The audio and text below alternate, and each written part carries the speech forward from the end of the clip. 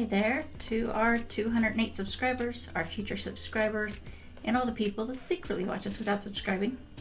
As you can see, I don't have the backdrops up at the moment. I mean, they're in another room. I moved them so I had room to put up Christmas trees. So, now you see part of my living room. I don't know, this may be up like this for a while because my daughter was planning to come just after Christmas, and now she's talking about maybe it won't be till February. So, I don't know, I may put the backdrops in between the tree. Oh, no, I can't do that. There's not enough room. You might just have to look at the trees until sometime in February. But anyway, and my hair, it's going to take a little while for it to grow out so I can put it back up because I thought I wanted it down, and I was having trouble having it down because my nervous system tends to make me react to heat and cold and stuff a little too excessively, and so I've been wearing my hair up for quite a while, and usually when it's down it's only for minutes, but I cut it really thin, so that short and thin, so that maybe it wouldn't bother me, but it still bothers me a little bit. So hopefully it grows out enough that I can braid it again soon. I'm rambling, but anyway, today we're going to read another story out of this Grimm's fairy tales. I don't know, do I just keep telling you all about Grimm's fairy tales at the beginning of every video? Maybe I can do it really fast. Grimm's fairy tales used to be called children's and household tales. There's over 200 stories from 1812 to 1857, and it spans 45 years. It was written by 2 brothers out of 10 children, translated from German to English. The first 2 volumes were translated from German to English from 1823 to 1826. Is that enough information? Am I making too much noise? I don't even know. Sorry, I've had some caffeine. So this particular story is called Jorinda and Jorindel. I've never actually heard of it, so it's going to be as much a surprise to me as it is to some of you. And I will take my glasses off again so I can see the pages, and I will try not to block my mouth from the microphone, hopefully, because I have to have it pretty close. So anyway, there was once an old castle that stood in the middle of a deep, gloomy wood, and in the castle lived an old fairy. Now this fairy could take any shape she pleased. All the day long she flew about in the form of an owl, or crept about the country like a cat. But at night she always became an old woman again. When any young man came within 100 paces of her castle, he became quite fixed, and could not move a step till she came and set him free, which she would not do till he had given her his word never to come there again. But when any pretty maiden came within that space, she was changed into a bird, and the fairy put her into a cage and hung her up in a chamber in the castle. There were 700 of these cages hanging in the castle, and all with beautiful birds in them. Now there was once a maiden whose name was Jorinda. She was prettier than all the pretty girls that ever were seen before, and a shepherd lad, whose name was Jorindel, was very fond of her, and they were soon to be married. One day they went to walk in the wood, that they might be alone, and Jorindel said, "We must take care that we don't go too near to the fairy's castle." It was a beautiful evening. The last rays of the setting sun shone bright through the long stems of the trees upon the green underwood beneath, and the turtle doves sang from the tall birches. Jorinda sat down to gaze upon the sun. Jorindel sat by her side, and both felt sad. They knew not why, but it seemed as if they were to be parted from one another forever. They had wandered a long way, and when they looked to see which way they should go home, they found themselves at a loss to know what path to take. The sun was setting fast, and already half of its circle had sunk behind the hill. Jorindel, on a sudden, looked behind him and saw through the bushes that they had, without knowing it, sat down close under the old walls of the castle. Then he shrank for fear, turned pale, and trembled. Jorinda was just singing. The ring-dove sang from the willow spray.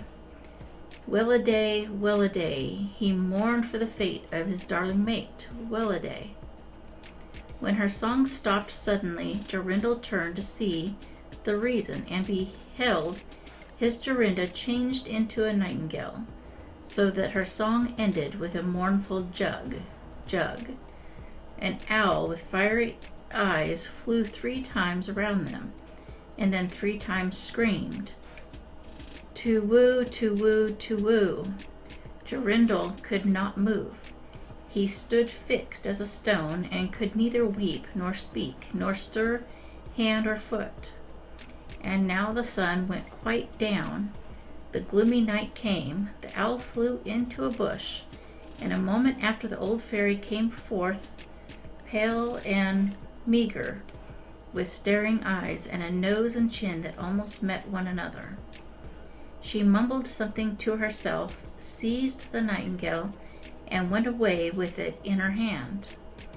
Poor Jorindel saw the nightingale was gone, but what could he do? He could not speak, he could not move from the spot where he stood. At last the fairy came back and sang with a hoarse voice, "Till the prisoner is fast and her doom is cast, there stay, oh stay. When the charm is around her and the spell has bound her, hie away, away." On a sudden, Jorindel found himself free. Then he fell on his knees before the fairy and prayed her to give him back his dear Jorinda. But she laughed at him and said he should never see her again. Then she went her way. He prayed, he wept, he sorrowed, but all in vain. "Alas," he said, "what will become of me?" He could not go back to his own home, so he went to a strange village and employed himself in keeping sheep. Many a time did he walk around and around, as near to the hated castle as he dared go, but all in vain. He heard or saw nothing of Jorinda. At last he dreamt one night that he found a beautiful purple flower, and that in the middle of it lay a costly pearl. And he dreamt that he plucked the flower and went with it in his hand into the castle, and that everything he touched with it was disenchanted, and there he found his Jorinda again. In the morning, when he awoke, he began to search over hill and dale for this pretty flower, and 8 long days he sought for it in vain.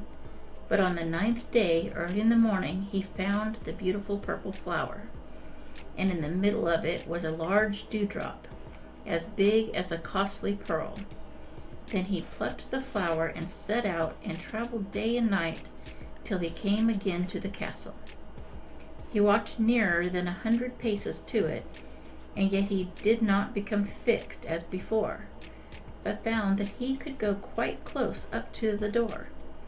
Jorinda was very glad indeed to see this. Then he touched the door with the flower, and it sprang open, so that he went in through the court, and listened when he heard so many birds singing. At last he came to the chamber where the fairy sat with the 700 birds, singing in the 700 cages. When she saw Jorindel, she was very angry, and screamed with rage.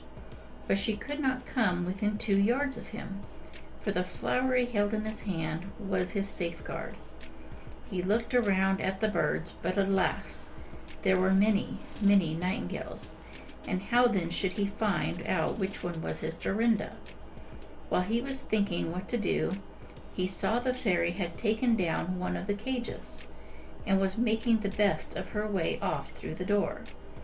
He ran or flew after her, touched the cage with the flower, and Jorinda stood before him.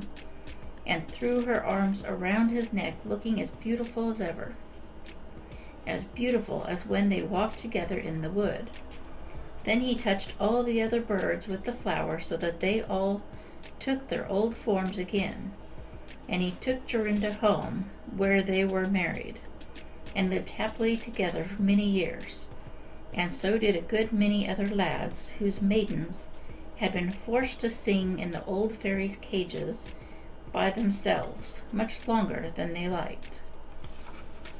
So that's the end of that story. It was kind of short. I can't see. Anyway, I mean, I don't need to see, but it's easier to know where I'm looking if I can see where I'm looking. So anyway, thank you for watching or listening or whatever you chose to do. And please like, subscribe, comment, and share, and get your friends to do the same thing. And I will be back as soon as I'm able. I only have 2 weeks left of school, so I am putting most of my time into that, but I will try to get another video out before too long. Hopefully next year I can get more on a schedule like I used to be, and get more videos out to you guys and more variety since I'll have more time. But will I have more time? Because I have so many projects that have been put on hold, but you know, that's life. Anyway, thank you for watching. Bye.